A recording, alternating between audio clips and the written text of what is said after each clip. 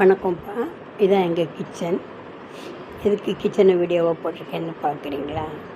இன்றைக்கி கிச்சனுக்கு ஒரு புது வரவு வந்திருக்கு. அதாவது யூடியூப் எடுக்கிறதுக்கு கேமரா ஸ்டாண்டு என் பேத்தி வாங்கி ஆன்லைனில் ஆர்டர் பண்ணி எனக்கு வாங்கி கொடுத்துருக்காங்க. ஏற்கனவே ஒன்று வாங்கினேன், அந்த பையன் உடச்சிட்டான் பேரன்.